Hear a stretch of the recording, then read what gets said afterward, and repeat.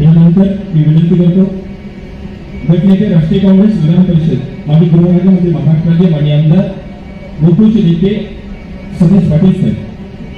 गोकुळच्या या विविध बक्षीस वितरण कार्यक्रम आणि पेट्रोल पंपाचं उद्घाटन समारंभ या कार्यक्रमाला आदरणीय उपस्थित सन्मान श्रीमान छत्रपती शाहू महाराजजी, ज्यांच्या शुभ हस्ते पेट्रोल पंपचं उद्घाटन झालं ते नामदार हसन मुश्रीफ साहेब, आमदार चंद्रकांत मेटकेजी, माजी आमदार के.पी. पाटील साहेब, माजी आमदार संजय बाबा, या कार्यक्रमासाठी उपस्थित असणारे अरुण डोंगरे, विश्वास आबाजी, योगेश गोडबोले आणि सर्व संचालक मंडळ, उपस्थित असणारे शशिकांत खोत, गवळी जिल्हा बँकेच्या संचालिका स्मिता गवळी, बाबासाहेब गोळकर, आनंदा बनकर, भैया माने, माणिक पाटील, अजय रुदे, भारत पेट्रोलियम आणि सर्वच संचालक मंडळाचे आमचे सर्व सहकारी. सालाबादप्रमाणे यावर्षी देखील ज्या ज्या संस्थांनी, शेतकऱ्यांनी, कर्मचाऱ्यांनी चांगली कामगिरी केलेली आहे त्यांचा कौतुक सोहळा आपण संपन्न करतो. आणि आज गुढीपाडव्याच्या निमित्तानं नव्या वर्षाची सुरुवात आपण तुमचा सत्कार करून गुढीपाडव्याच्या शुभेच्छा तुम्हाला देऊन या कार्यक्रमाची सुरुवात होते. गोकुळचा कारभार आम्ही सगळी मंडळी करत असताना दरवर्षी काही ना काही नवं या गोकुळमध्ये व्हावं या दृष्टीनं सातत्यानं आमचा प्रयत्न आहे. सत्ता घेतल्यापासून शेतकऱ्याचं हित जपण्याचे काम, शेतकऱ्याला जवळजवळ 11 रुपये दर जास्त देण्याची भूमिका गेल्या 4 वर्षामध्ये आम्ही सगळ्यांनी त्या ठिकाणी घेतली. नवी मुंबईचा प्लांट असेल, पेट्रोल पंप असेल किंवा वेगवेगळे प्रकल्प या गोकुळमध्ये गेल्या 4 वर्षामध्ये सुरू झाले, ते शेतकऱ्याला हितकारक असतील, शेतकऱ्याच्या हिताचे असतील, हे प्रकल्प सुरू करण्याची भूमिका दिली.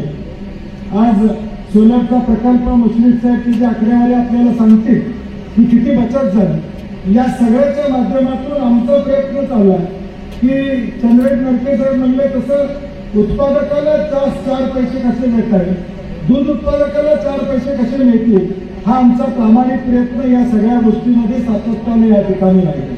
आणि म्हणून गेल्या 4 वर्षामध्ये दूध दरवाढ असू दे, कर्मचाऱ्यांचा या ठिकाणी पगाराच्या संदर्भातला करार असू दे किंवा वेगवेगळ्या गोष्टी असतील, यामध्ये संघाचं हित साधून, संघाचं हित समोर ठेवून गेल्या 4 वर्षामध्ये कारभार करण्याची भूमिका आम्ही सगळ्या मंडळींनी सातत्याने घेतली आणि त्याचा अनुभव आपणही घेतले.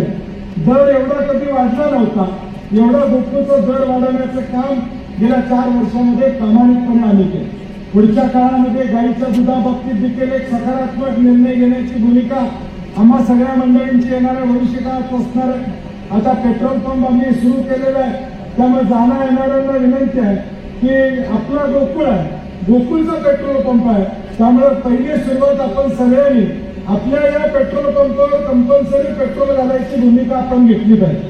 भैया मानेने विनंती आहे, कागदला जाताना सगळ्या गाड्या येतात आमच्या देशात, त्यामुळं सगळे, कारण की शेवटी संस्था आमची म्हणतो त्यावेळी आपण त्याची सुरुवात केली पाहिजे.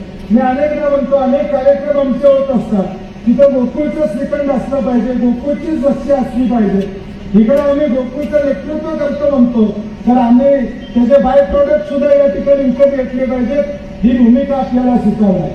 मी नेहमी म्हणतो, संस्था टिकली तर लोकांना दिलासा आपण देऊ शकणार आहे, आणि संस्था टिकवणं हे तुमचं आमचं येणाऱ्या भविष्यकाळात या ठिकाणी कर्तव्य असणार आहे. ती जबाबदारी येणाऱ्या भविष्यकाळात तुम्हाला आम्हाला घ्यावी लागणार.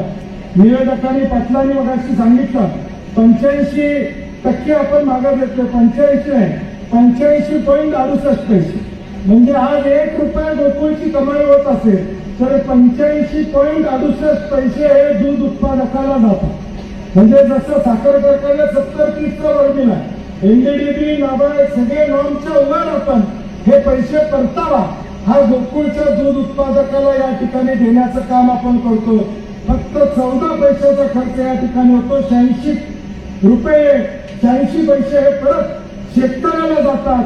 या पद्धतीचा चोख कारभार आम्ही आणि आमचे कर्मचारी सगळे मिळून प्रामाणिकपणे या ठिकाणी करतो. आणि पुढच्या काळात देखील गोकुळला एक चांगली दिशा देणं, सहकारी संस्थांमध्ये कुठल्याही राजकारणाचा विषय न आणता शेवटी संस्था टिकली पाहिजे. आज जिल्हा मध्यवर्ती बँकेमध्ये आम्ही सगळे एकत्र काम करतो.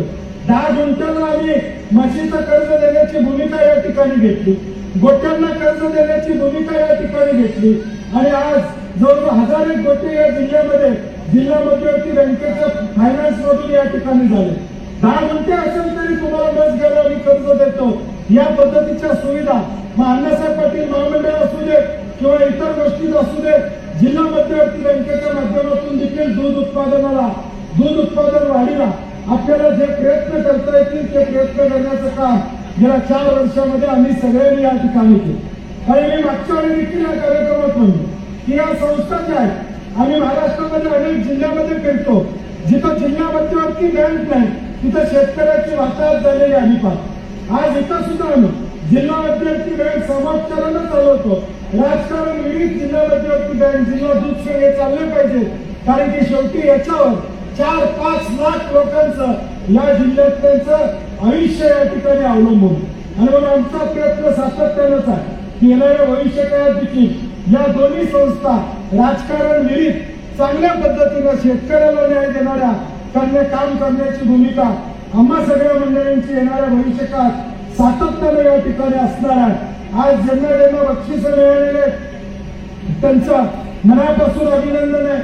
कर्मचाऱ्यांचं देखील कौतुक आहे, कारण की आम्ही अनेक निर्बंध कर्मचाऱ्यांनाही लावले, त्यांनी त्याला प्रतिसाद दिला की काही नियम लावले, काही अटी घातल्या, त्याला प्रतिसाद दिला आणि नव्या कारभाराला प्रोत्साहित करण्याचं काम कर्मचारी वर्गानेही तेवढ्याच पद्धतीने केलं. ज्यावेळी आम्ही श्रेय घेतो नेते म्हणून, संचालक म्हणून, त्यावेळी शेतकरी देखील तेवढाच महत्वाचा आहे. 90% श्रेय तुमचं आहे, कारण की तुम्ही विश्वासानं आज दूध घालायचं काम या ठिकाणी करता. वाढ किती झाली काय झाली हे मी सांगत बसणार नाही, वेळ घालवणार नाही, कारण की जवळजवळ 125 बक्षीस आपल्याला द्यायचे, सगळ्यांचे सत्कार करायचे आहेत. त्या सर्व सत्कार मूर्तींचं मनापासून पुन्हा एकदा अभिनंदन करतो. आजच्या गुढीपाडव्याच्या मनापासून शुभेच्छा देतो आणि उद्याच्या मुस्लिम ईदच्या देखील, उद्या रमजान ईद आहे, उद्या ईदच्या देखील मनापासून या ठिकाणी शुभेच्छा देतो आणि माझे 2 शब्द संपवतो. जय हिंद, जय महाराष्ट्र. धन्यवाद माननीय सतीश पाटील साहेब. गोकुळची दिशा आपण या ठिकाणी आपण व्यक्त केली. यानंतर मी विनंती करतो माननीय नामदार हसन मसूद साहेब, वैद्यकीय शिक्षण व विशेष सहाय्य मंत्री, महाराष्ट्र राज्य, गोकुळचे नेते आणि महाराष्ट्राचे नेते